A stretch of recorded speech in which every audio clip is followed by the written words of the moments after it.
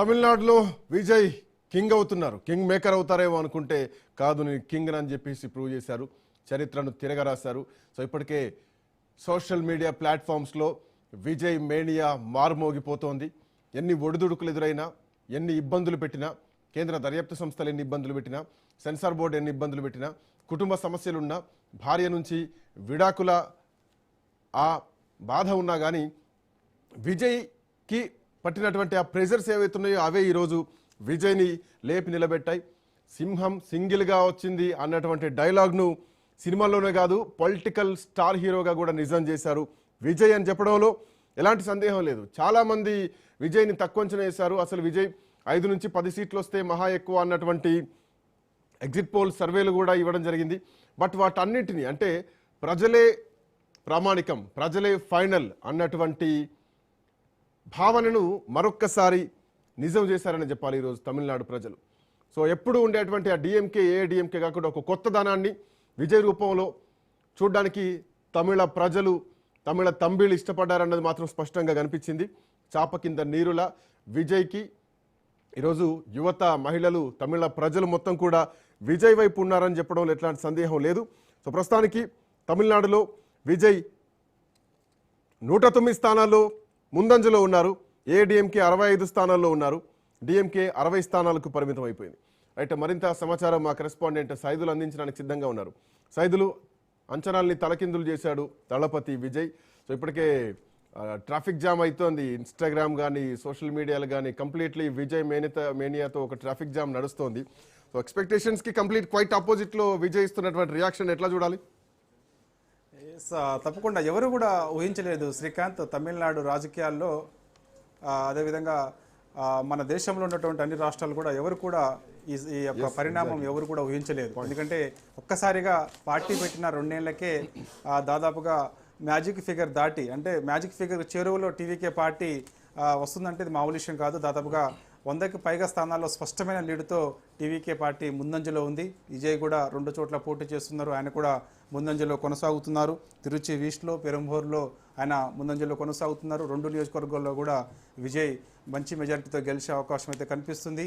So ఎవరు కూడా ఊహించినటువంటి విధంగా తమిళనాడు రాష్ట్ర రాజకీయాలు యాక్చువల్గా అక్కడ ఒకసారి డిఎంకే అధికారంలోకి వస్తే మరోసారి ఏఐడిఎంకే అధికారంలోకి వస్తుంది. ఆనవాయితీ కొనసాగుతూ వస్తుంది. కానీ సో టీవీకేకి ఇంత ఆదరణ వస్తుందని చెప్పేసి కూడా ఎవరు కూడా ఊహించలేదు. తమిళ ప్రజలందరూ కూడా టీవీకేకి పట్టం కట్టారు. సో నిరుద్యోగులు ఎక్కువగా టీవీకేకి పట్టం కట్టారు. మహిళలు, అదేవిధంగా యువత, ముఖ్యంగా యువత ఎక్కువగా ఉంటుంది తమిళనాడు రాష్ట్రంలో.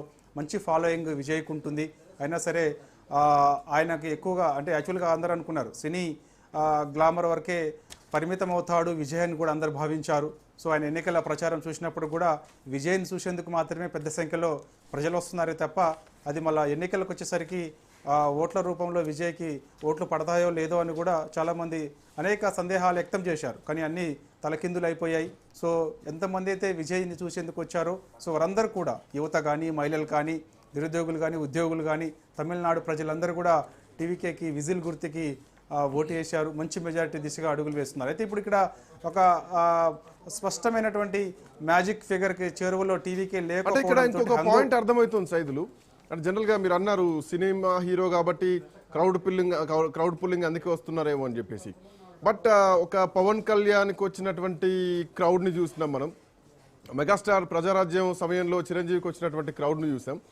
తమిళనాడు విజయ్ విషయంలో మాత్రం ఈ క్రౌడ్ ఇప్పుడు మనకు అంచనా వేస్తే ఇది సినిమా యాక్టర్ని చూడడానికి వచ్చినట్టుగా కనిపించట్లేదు. ఒక పొలిటికల్ లీడర్గా తమిళ ప్రజలు అంగీకరించే వచ్చారేమో అన్నది కనిపిస్తోంది. సో ప్రచారంలోనే ఆయన పొలిటీషియన్ అవతారం మారిపోయింది స్పష్టంగా కనిపించింది కదా సైదులు? ఎస్ సార్, తప్పకుండా శ్రీకాంత్, ఖచ్చితంగా అనుకోవచ్చు. ఎందుకంటే ఆనాడు ప్రజారాజ్యం పార్టీ పెట్టినప్పుడు చిరంజీవిని చూసేందుకు తిరుపతిలో సభ పెట్టినప్పుడు కొన్ని లక్షల మంది వచ్చారు. సో చిరంజీవిని చూసేందుకు మాత్రమే వచ్చారనుకున్నారు. సో కొంత మేరకు మాత్రం ఆయన ఉమ్మడి ఆంధ్రప్రదేశ్లో ఆయన ప్రభావం కనిపించింది. తర్వాత పవన్ కళ్యాణ్ పార్టీ పెట్టినప్పుడు కూడా పెద్ద సంఖ్యలో అభిమానులు వచ్చారు. కానీ రాష్ట్రం విడిపోయింది. సో ఆంధ్రప్రదేశ్లో ఆయన పోటీ చేశారు. సో కొన్ని స్థానాలకే పరిమితమయ్యారు. కానీ తమిళనాడులో చూస్తే మాత్రం అది అందరూ కూడా అదే భావించారు. సో దళపతి విజయ్ని చూసేందుకు మాత్రమే తమిళ ప్రజలు వస్తున్నారు చూస్తున్నారు అని చెప్పేసి కూడా డిఎంకే పార్టీ ఆరోపణ చేసింది, ఏఐడిఎంకే పార్టీ ఆరోపణ చేసింది, బీజేపీ కూడా అట్లానే ఆరోపణ చేస్తూ వచ్చింది. కానీ ఎవరు కూడా ఊహించలేదు విజయ్కి ఇంత ఫాలోయింగ్ ఉంటుందా అని. ఓన్లీ సినిమాకే పరిమితం కాకుండా సో ఆయన్ని ఒక రాజకీయ నాయకుడిగా తమిళ ప్రజలు చూడాలని కూడా కోరుకున్నారు. సో దానిలో భాగంగానే మార్పు కోరుకున్నారు అనేక స్థానాల్లో. ఎందుకంటే యాక్చువల్గా విజయ్కి అసలు అభ్యర్థులు ఉన్నారా అని కూడా చాలామంది ఆయన పైన కొన్ని వ్యంగ్యంగా కూడా చాలామంది మాట్లాడిన సందర్భం కనిపించింది. అసలు విజయ్కి అభ్యర్థులే దొరకరు, విజయ్ అసలు ఎన్ని చోట్ల పోటీ చేస్తారు, అభ్యర్థులు ఉన్నారా ఆయనకి లేరా అని కూడా అన్నారు. కానీ విజయ్ అన్ని కూడా తలక్రిందులు చేశారు.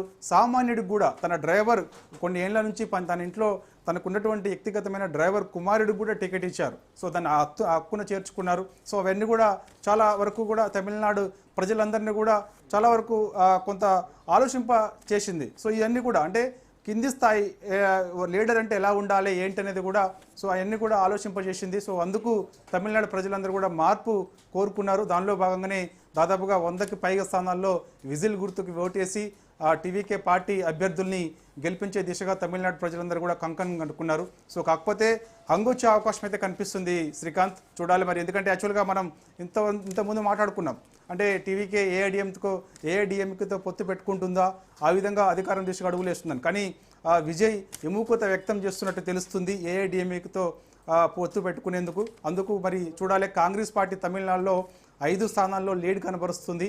అదేవిధంగా సిపిఎం 2 స్థానాల్లో లీడ్ కనబరుస్తుంది, సిపిఐ 2 స్థానాల్లో లీడ్ కనబరుస్తుంది. మరి ఒకవేళ చూడాలి, ఒకవేళ విజయ్కి లీడ్ కూడా పెరిగే అవకాశం అయితే కనిపిస్తుంది. సో ఒకవేళ మ్యాజిక్ ఫిగర్కి చేరువలో ఉంటే మాత్రం కాంగ్రెస్ పార్టీ అదేవిధంగా సిపిఎం సిపిఐతో కలిసి ఆయన అధికారం చేపట్టే అవకాశం అయితే కనిపిస్తుంది. ఇప్పటికే విజయ్ ఇంటి వద్దకు పెద్ద ఎత్తున అభిమానులు చేరుకుంటున్నారు. పెద్ద ఎత్తున పోలీస్ బందోబస్తు కూడా ఏర్పాటు చేశారు. టీవీకే పార్టీ కార్యాలయం దగ్గర సంబరాలు చేసుకుంటున్నారు. టీవీకే పార్టీ ఇంకొక ఈక్వేషన్ కనిపిస్తోంది సైదులు, మీరు చెప్తున్న దాంట్లోంచి విజయ్ ఇంటి దగ్గర భద్రత ఏర్పాటు చేస్తున్నారు.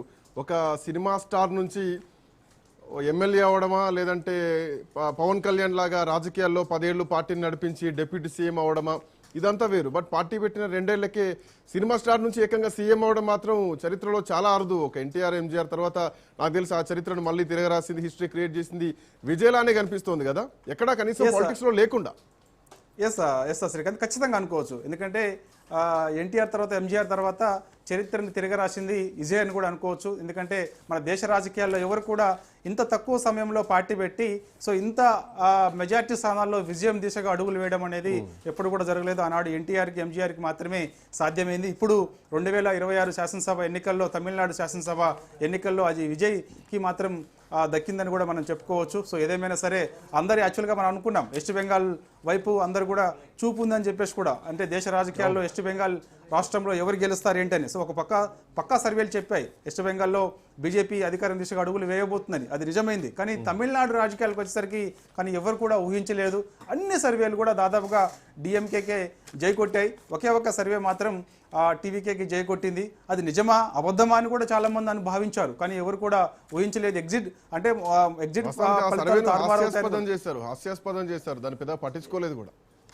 శ్రీకాంత్, ఎవరు కూడా పట్టించుకోలేదు. కానీ మనం చూస్తే పోస్టల్ బ్యాలెట్ నుంచే కొంత మనకి లీడ్ కనపరిచింది టీవీకే.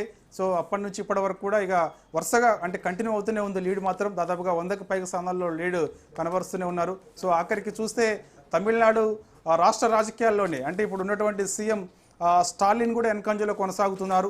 తన కుమారుడు ఉదయనిధి స్టాలిన్ కూడా వెనకంజలో ఉన్నారు. దాదాపుగా క్యాబినెట్లో ఉన్నటువంటి 28 మంత్రులు వెనకంజలో ఉన్నారంటే అర్థం చేసుకోవచ్చు. ఆఖరికి మరి స్టాలిన్ కూడా గెలుస్తారా లేదా, ఆ కుమారుడు ఉదయనిధి స్టాలిన్ కూడా గెలుస్తారా లేదా, 28 మంత్రులు గెలుస్తారా లేదా కూడా సందేహం కలుగుతున్నటువంటి పరిస్థితి ఉంది. దాదాపుగా క్యాబినెట్ మొత్తం కూడా వెనకంజలో ఉన్నారంటే అర్థం చేసుకోవచ్చు. తమిళనాడు ప్రజలు ఎటువంటి నిర్ణయం తీసుకున్నారు, మార్పు మాత్రం అంతే ఆషామాషా మార్పు కాదు, ఇది చాలా మార్పు కోరుకున్నారు. మరి ఖచ్చితంగా టీవీకే అధ్యక్షుడు విజయ్ ఇచ్చినటువంటి హామీలు ప్రజల్లోకి విస్తృతంగా వెళ్ళాయి. ప్రచారం కూడా అలానే నిర్వహించారు.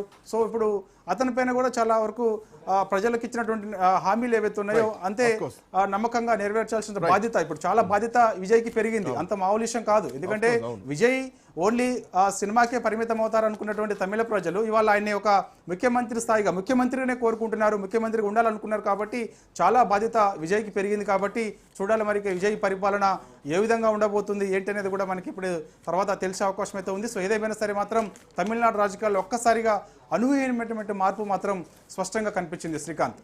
Thank you Saidul. Welcome back to మీ దగ్గర మళ్ళీ వస్తా లేటెస్ట్ అప్డేట్స్ కోసం. సో తమిళనాడు చరిత్ర తిరగరాసిండు విజయ్. సో చాలా వరకు తమిళనాడు అంటేనే ఫ్రీబీస్ ఎక్కువగా ఉంటాయి. మిక్సీలు పంచుతారు, కుక్కర్లు పంచుతారు, కలర్ టీవీలు, సెల్ ఫోన్లు, ఇలా పంపకాలలో తమిళనాడు తర్వాతనే ఏదైనా అన్నటువంటి స్థాయి ఉంటుంది. బట్ అట్లాంటి పరిస్థితిలోంచి ఓటర్లు ఒక బిగ్గెస్ట్ చేంజ్ ఓవర్ని కోరుకున్నది స్పష్టంగా కనిపించింది.